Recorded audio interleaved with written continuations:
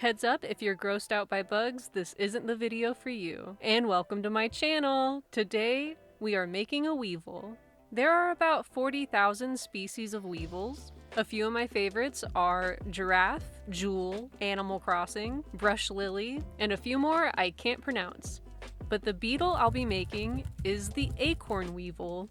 This little Muppet was my gateway into the world of these little guys, so I thought I should pay homage. Starting off with the abdomen, I'll be wrapping it around my finger so it'll be hollow on the inside. Funny enough, the shape I'm going for is an acorn. Moving on to the thorax, wrap it around like a ring. That could be a fun little felting project. I could make a ring with appendages. Back to this project, I got into the habit of wrapping the wool that I forgot to knot the wool. It just makes it easier to turn it into a ball. So the sphere needs to be small enough to fit inside the thorax, acting like a ball joint. Keep in mind, we still need to add color, which will increase its size. Since the weevil has a brown undertone, it didn't make sense to use white pipe cleaners, especially for the legs. I need those legs to be spindly and bug-like, so if I add too much wool to cover up the white, she would be thicker than the dickens. Snip off the excess. I'm adding this loop here so that later I can slide her non-existent bug spine through it. Now, you could be asking yourself, why didn't she start with the frame first? And to that, I will say, I didn't know how big I wanted her to be, so I started with her butt. I also wanted her body to look segmented like bugs do, and to do that, they needed to be in pieces. Just like you'll be, if you keep questioning me, fictional viewer. After placing the legs in and making sure they're lined up, take the bent pipe cleaner, non-existent bug spine, and seamlessly pull it through. Now stuff the acorn so that the legs don't have any room to wiggle inside.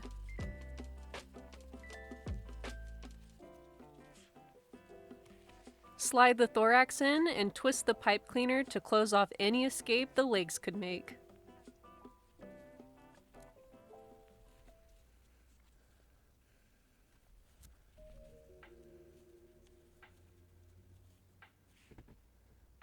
Snip off the excess and twist so we're left with this glorious rostrum. Just like the abdomen, I'm going to fill in the thorax, this time using brown wool. This will create a nice thin line, segmenting the two as well as joining the two pieces together from the inside.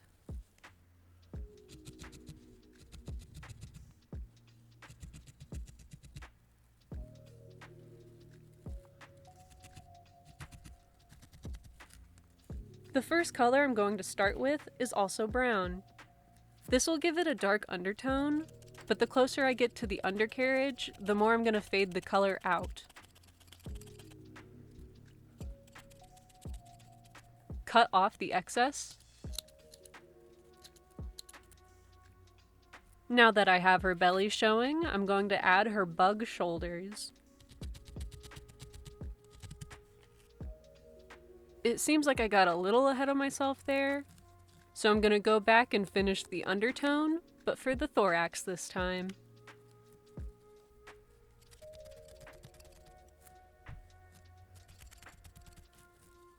Snip off the excess. Moving on to the sphere. The reason why I'm using this brown maroon is because this isn't gonna be the undertone. This is going to be the back of the weevil's head, which becomes visible when she starts drilling into the acorn with her rostrum. Speaking of drilling, drill a hole into the sphere, that way we can slide it down into the thorax.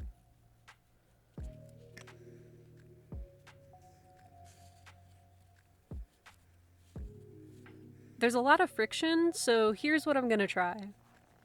I'm going to test out different glues to use as a skin in between the thorax and the head, so it'll have a smoother glide. Now a keen eye might notice that I used way too much glue, and I'm not going to wait days for it to dry, so I made a thinner layer. Don't ask me which glue I used, cause I don't remember, making this segment pointless. But let's keep going.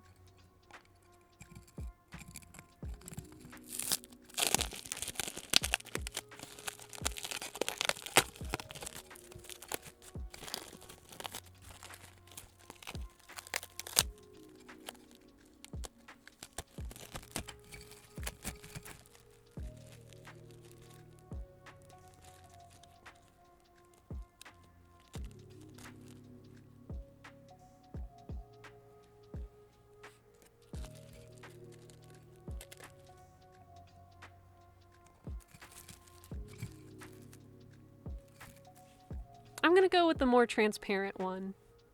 Let's poke a hole through it. Pop the head off. Slide in the synovial fluid. I'm hoping the glue is smooth enough to have a nice glide and be moldable.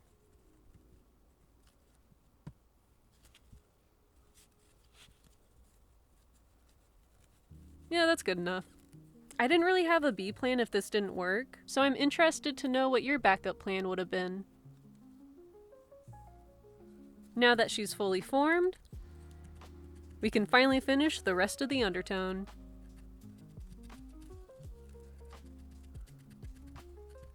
Now that we're done with the undertone, we can move on to more coloring. Yay! This time we're coloring the top tone, which is slightly different from the undertone in that they use different colors.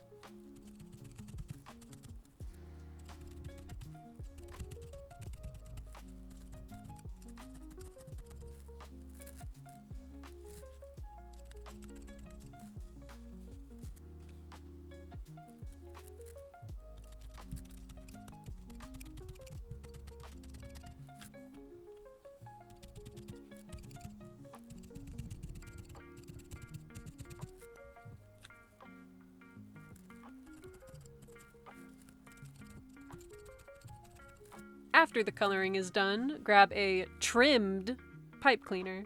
Wrap it around the rostrum to add antennas. Make sure they're not going anywhere.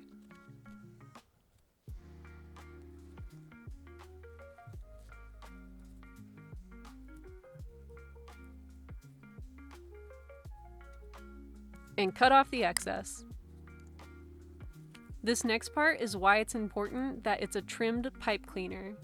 Take your fire and make it even more spindly. Bringing back the same color I used for the back of her head, I will now be using it for the rostrum. It sounds like I keep saying restroom. Add a touch of gradient with brown.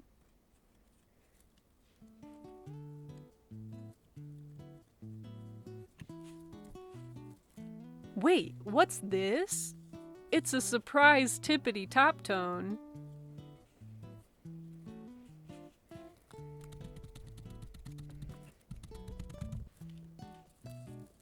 Once the color is sitting in there nicely, we can wrap the legs up snug and tight. But make sure not to use too many layers. Until we get to what I think is the thigh, then we can get crazy.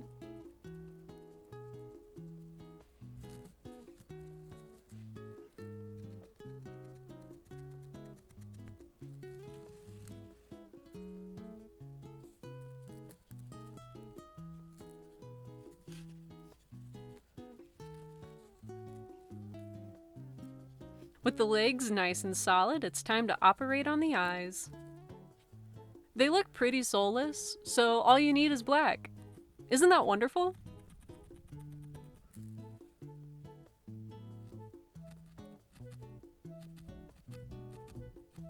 Make them as big as you want.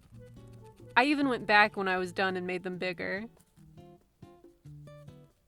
I'm throwing on a random design which I think's optional because acorn weevils come in all sorts of patterns and shades. I mean, look at this one, you can barely see its eyes.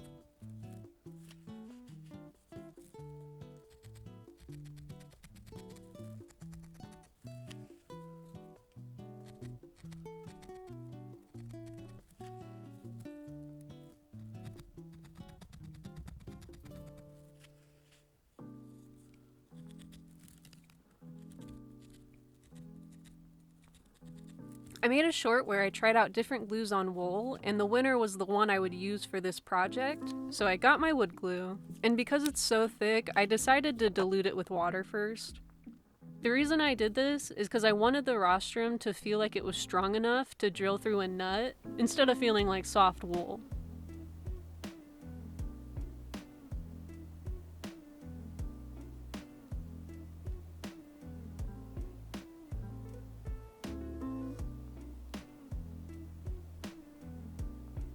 Alright, looks good, feels sturdy.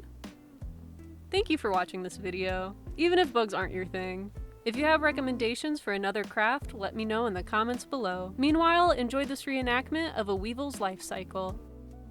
After the Lady Weevil fills her belly with acorns, she goes hunting for an acorn for a different purpose. Ones to lay her babies in. She uses her antennas to smell the acorn. When she finds the one she likes, she nibbles a hole and tucks her antennas into the crevice of her rostrum and begins to drill. Some female weevils have rostrums that are longer than their bodies. Notice how I only said female. This is because the length of the rostrum is the identifier for what sex the beetle is. Once she finds the depth she likes, she'll turn around, and what I can only describe as a poop tube extends out into the hole, and she drops her eggs in. Before she leaves to repeat this process, she'll cover the hole up with her feces.